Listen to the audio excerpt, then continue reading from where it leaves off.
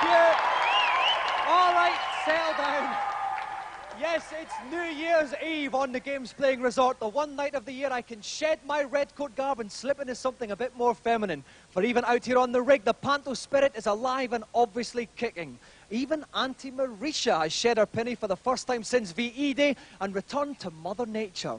You can actually see her up there on the gantry. Can we give her a little bit of a ripple? Can we give her a little bit of a wave, Auntie Marisha there? I tell you, they don't make women like that anymore. So, for tonight's first challenge, let's go over to everybody's principal boy, the Gamesmaster. Welcome to New Year's Eve on the Games Rig. I do hope my festive headpiece is to your liking. For tonight's first challenge, we venture out into the nether regions of our solar system, on to the Earth. The mission I've set aside is to complete the game's first level and reach Uranus without losing a spaceship. The avoidance of black holes is highly advisable. Best of luck.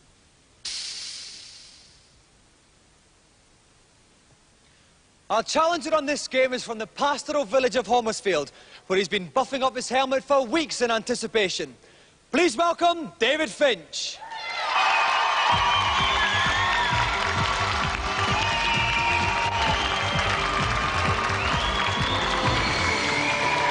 Welcome, David. Now, David, you're obviously a very confident young man from the way you leap down those stairs. Yeah. How are you getting on with this rather novel joystick? Well, it's pretty tough, but hopefully my bangs will come in and I'll get to Uranus. OK, David, if you'd like to take your seat, get your helmet in your hands and get ready to start.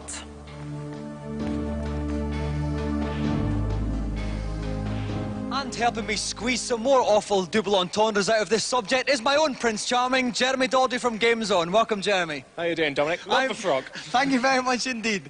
Now listen, Jeremy, any tips for our young competitor here? Well, he's got to bang his helmet as quickly as possible. How like life, eh, Dominic? How like life? I figured you'd say something like that.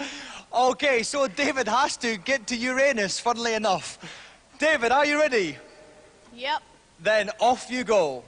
So off goes David on his way to Uranus. At the bottom of the screen you can see a yellow energy bar. It goes down whenever any of the opposing ships hit him. It goes up when he manages to wipe out any of them. Very good start from David here. He hasn't lost any energy. Certainly is, Dominic, certainly is. He's showing remarkable control of his helmet. Exactly. Quite remarkable. I couldn't agree more. Just to remind you all again, what he has to do is just basically survive until the small mothership appears on the screen. Once he shoots that, he has won the challenge. But that's a smart bomb he's just detonated there, which gives him some of his energy back and also wipes out anything that's on the screen. OK, that was the thing in the bottom right-hand corner here. Now, they seem to be attacking in waves here. You basically want to keep your helmets in a stiff, sort of straight position. You certainly do. The stiffer the better, the straighter the better. You must look after your helmet at all costs. He's going to have to start wiping out some of these. Now, I think we're going to see the mothership appearing very soon here. Any second now. Let's hopefully he's going to have enough energy left. His energy bar's going really low. Oh no, he's going to have to wipe out something. The energy's getting even lower here. No, it's all gone. curtains. It's all gone. The helmet's been destroyed, which means David Finch's challenge is over.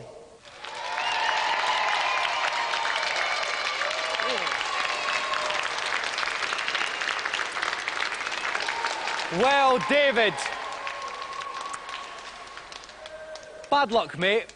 You're having some problems with a helmet there. Yeah, the bangs just won't come off and I couldn't get to Uranus, I'm sorry. No one's as disappointed as I am, David, I can assure you. Did you enjoy having a little play with it anyway? Yeah, it was good fun, good game. Thanks so much indeed. Another round of applause for David Finch.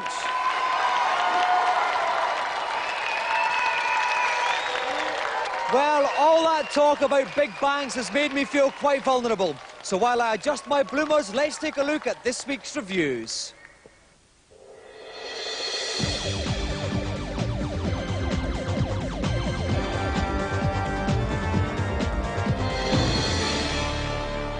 Last week we had a look at choppers. This week we stay in the air for flight sims. First up, rub your shiny helmets in unison with Tornado. Tornado is an extremely sophisticated flight sim, but that's not surprising considering the plane is very, very up to date. Further into the game, there is an element of strategy. You have to decide what your own goals are and what your own targets are going to be. I think this adds to a flight sim. You'll probably find it quite difficult to get to grips with this unless you're really willing to persevere.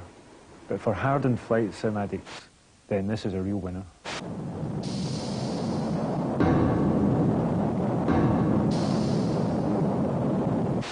Next up, get a huge horizontal rise with Harrier. The first thing that strikes you about a Harrier are the graphics. They are so smooth and slick, they could give Dominic Diamond's hair a run for its money. With Harrier's varying levels, from rookie to ace, if you haven't had much experience with flight simulators, this will ease you in. I would say that Harrier is the best flight sim available yet, which deals with amphibious aviation. For me, it's a winner.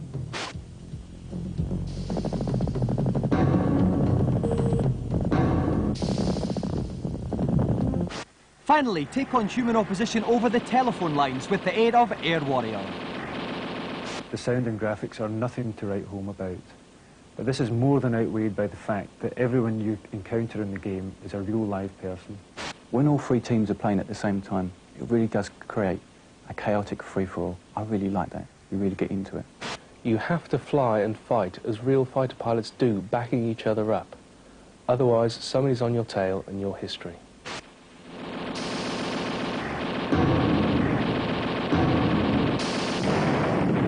And finally, good news for those who've been waiting to join the Gamesmaster Club. It is now open for new members. We'll be telling you how you can join after the show. That was yet another brilliant batch of review games. Oh, yes, it was. While we milk some more mileage out of corny old panto gags, let's find out what this week's Celebrity Challenge is. Welcome back. My second offering for the evening is an athletic encounter on Quest for Gold. The particular event I have selected is the 100-yard dash, and contestants will have one race each to record the fastest possible time. Don't jump the gun. We wanted a couple of nippy celebrities for this challenge, and we've got two of the fastest men the world has ever seen. Britain's greatest ever hurdler, Colin Jackson, and Olympic golden boy, Linford Christie.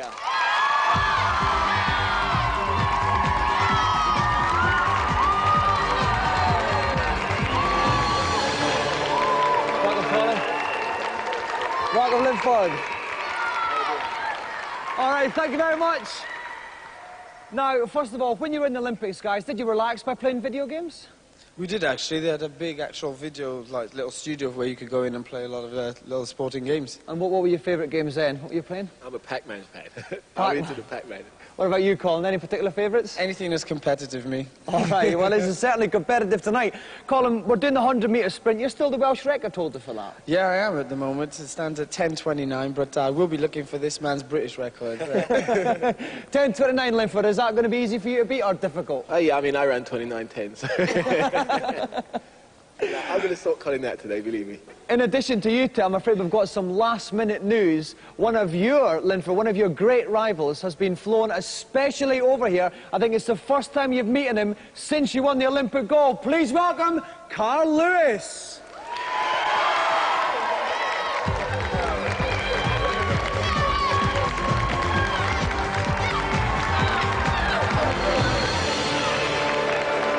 Welcome, Carl. I know you know these gentlemen already. How you doing? Now, Carl, since you won the Olympic gold, Linford has been telling anyone who'll listen that he's the greatest 100 metres runner in the world. What have you got to say to that? He's not. All right, just before we carry on, my mother is a massive athletics fan, big fan of all three of you. Could you give her a quick wave in the camera 3 there? That's to Paula. All right, excellent. If you'd like to see if Carl Lewis can smash the cream of British sprinting, join us after the break.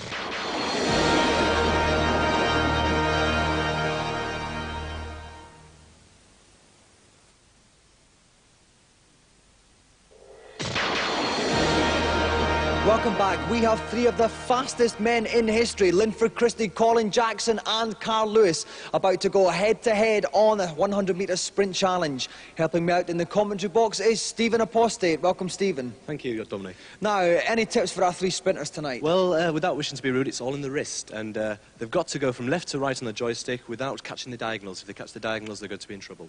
OK, so each player gets one go at the 100 metres. The fastest time wins the challenge. Carl Lewis is going first. Are you ready, Carl? Yeah. Best of luck. Off you go. Here goes Carl, about to start. And he's off. Carl's at the bottom of the screen here. Lane 1.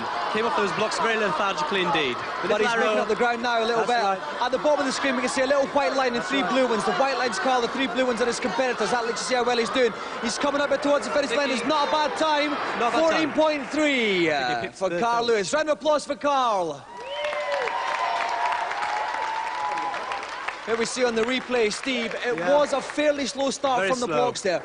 Quite a good first 10 metres though. He made up. He was in third place here. We thought he was going to take second. He's staying with the opposition at this point, but he was quickly going to lose him. There we go. That's right, yeah. He tired a bit. He started to flag a little bit. Lack of stamina, I think, there, Dominic. I think it was. He should have done a little bit more work on that. And here he comes through, 14.3. In fact, he was last in that one, but the time's not too bad, Steve. No, not a bad time at all. OK, let's see if Colin Jackson can beat it. Colin, are you ready? I am indeed. Then off you go. On your mark, get set. Here goes Colin, he's in lane 2 here. Oh, he's spinning up in the lead, Colin Jackson. Brilliant time indeed. At the side of the screen, we can see Colin speed us up to the red. This is an amazing time for Colin Jackson. He's not even tiring. Oh, it's amazing. Brilliant. 12 seconds dead for Colin Jackson. Round of applause for Colin. Here we see on the replay, Steve, again slight the blocks, but once he got into his stride, he strode ahead of everybody else. I tell you, they weren't even close to him. Left everybody trailing in his wake, didn't tire at all. Lovely fluid steps, looking relaxed. Very good indeed. 12 seconds dead. It's going to be very tough for Linford to top that one. I think so, seeing the training practices earlier. OK, Linford, are you ready? Yes, I am. The best of luck. Off you go. On your mark, get set. Oh, he's on the blocks. That was a very bad start from Linford. He's catching up. Here he goes. From the best part of his race. He's burning up lane 3.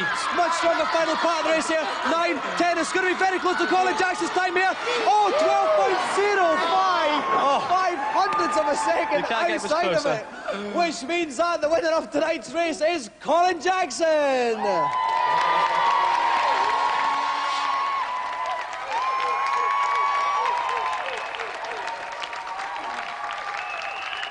Now, Carl, you said you were going to whip these guys. Tell me what went wrong. My hand slipped. His hand slipped. Oh. Never mind. Right, now let's go on to Linford. Silver medal tonight there. I know you're not famed for your starts. That was what held you back tonight. Well, definitely, you know. I was just going through cruising mode, but I think Colin cheated there somewhere along the line. There's no way he should beat me. I want him tested. I think we might get Auntie Mauricia to do a urine test on you later, Colin.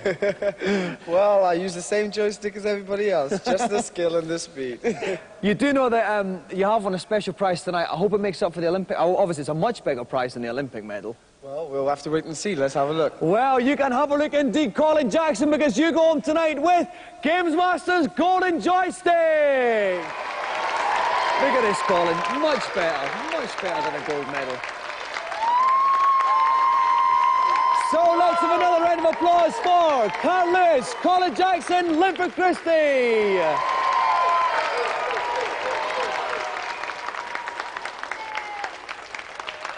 While Auntie Mauricia gives our sweaty challengers a more than hearty rub-down, we'll go over to this week's consultation zone.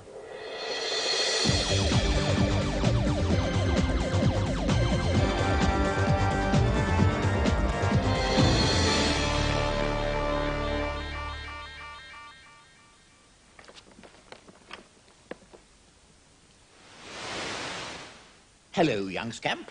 Let me guess. You've got a problem. Yes, I have. I've heard there's a hidden room on the Adams family with loads of extra lives, but I can't find it anywhere. Can you tell me where it is, please? As I'm feeling particularly magnanimous, yes. When you enter the hall, instead of entering any of the visible doors, walk to the left until you're standing directly below the door.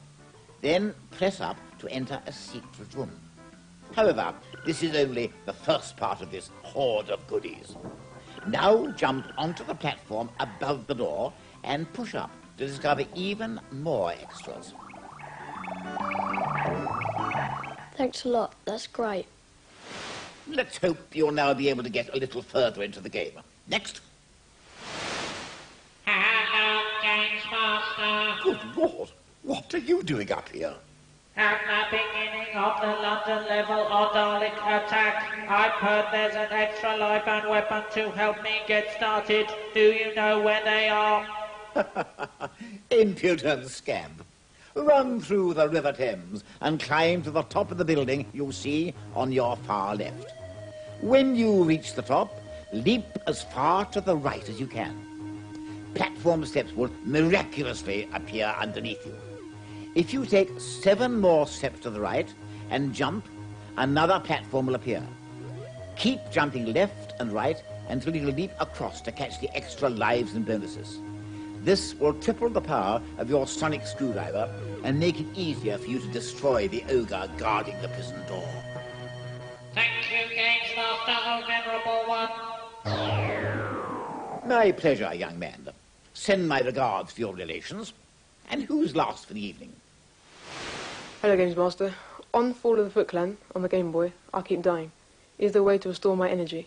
Funny you should ask, because actually there is. Pause the game, then press the following. Up, up, down, down, left, right, B, then A. Your energy should now be fully restored. Thanks a lot. That's enough from tete-a-tetes for one session. Bye for now. 3 more perplexed punters can gaze into 93 with somewhat happier eyes. Now, before we run out of time here, let's go over to Gamesmaster for the final challenge. Back so soon? To sober us up well and truly before the evening festivities, I've opted for a head-to-head bout of fisticuffs on Streets of Rage 2.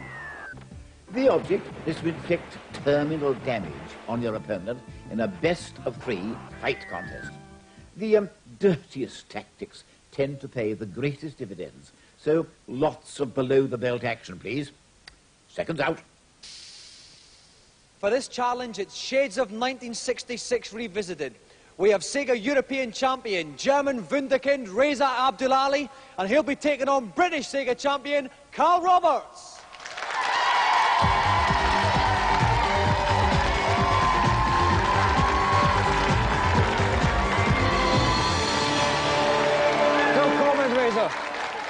Welcome, Carl. All right, Reza, thank you very much indeed for coming over tonight. What's the most popular games in Germany just now? For me, it's sports games. I like sports games very much, and I play this time hockey. NHL PA hockey? Yes. Corking game. Well, listen, Reza, you're the #1 Sega player in Europe. You recently just pipped this young man, Carl Roberts, the British Sega champion. All right. Carl, was it a close match last time you met? Well, it was only between 2 or 3 points he beat me by, so... So maybe we'll see a turn up here, will we? Maybe. Both of us, haven't played this game, and it could go anyway. Okay, it should be a gripping contest. All right, Carl, if you'd like to sit on the right, Reza on the left, make room for my skirt first, and we'll get ready to start.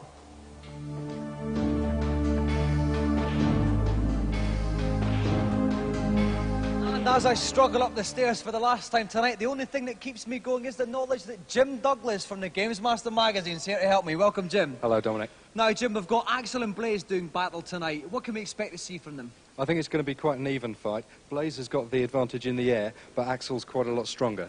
Okay, then, it looks like it'll be finally poised between Reza and Carl. What they've got to do is the best of 3 bouts. Whoever wins 2 bouts wins the joystick. Are you ready, boys? Then come out fighting. Axel is the blonde-haired hunk in the white top. Axel's got the sabre now, but he's wasted it. That would have taken a lot of energy off. It really would have hurt Blaze, but as it is, he's doing quite well. Okay, so this is Axel, who's Reza, who is the European champion, who beat Carl on the last outing. That's right, they've really got to watch this guy who's coming in through the window throwing the bombs. On the left-hand side, yep. If they get hit by those, they lose a load of energy.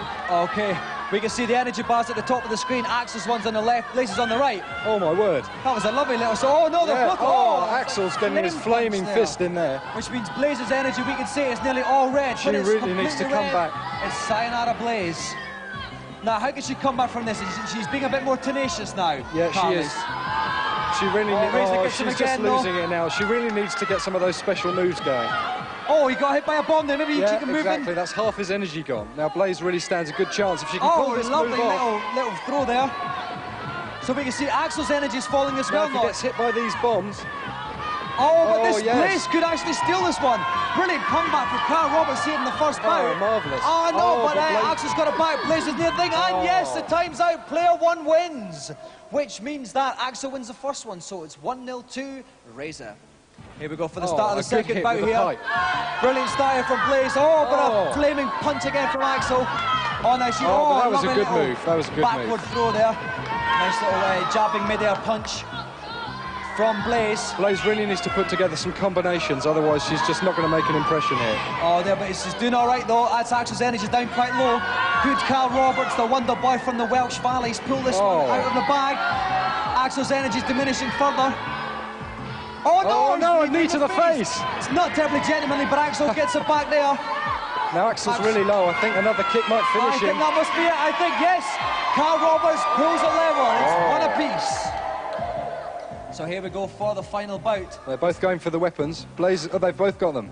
Oh, but Blaze, that one. Oh, no, he throws that one. Neatly dodged by Blaze. He's lost it. That's Blaze's weapon gone. Blaze is holding on to hers.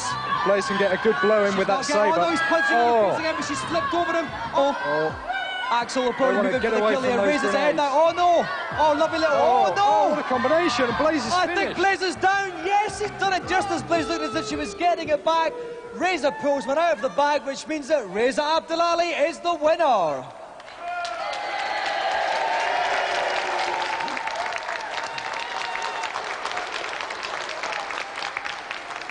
Well, congratulations, Reza. A masterful display there. What was the difference between you? What was the secret of your success? Oh, I don't know. There's no secret. Every time you must have much luck, and I think now I have the luck, and next time maybe Carl will have it. Well, as well as luck, Reza, I think you've got a rather impressive pair of sideburns there. If you'd like to turn to the side there, look at them. Absolute corkers, ladies and gentlemen. OK, well, Reza, as a result of your victory, you go home with the only European currency that never loses interest, the golden Gamesmaster joystick.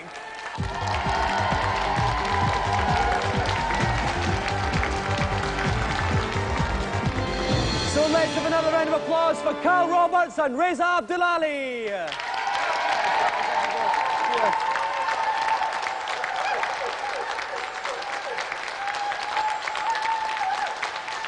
Well, the dinner gong signals the end of another show. Unfortunately, Auntie Mauritius had one cherry brandy miniature too many, so there's nothing on the menu tonight.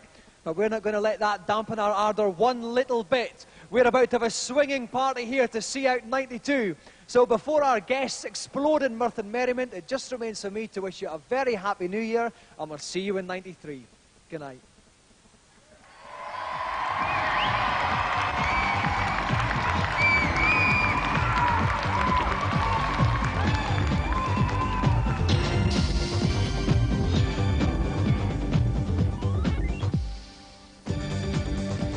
The Gamesmaster Club is open to all our viewers. It costs £11.15 for a year's membership.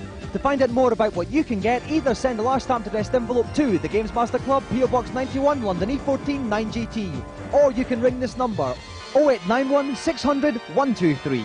Calls cost 48p a minute peak rate and 36p a minute at all other times. You must have permission from whoever pays the phone bill.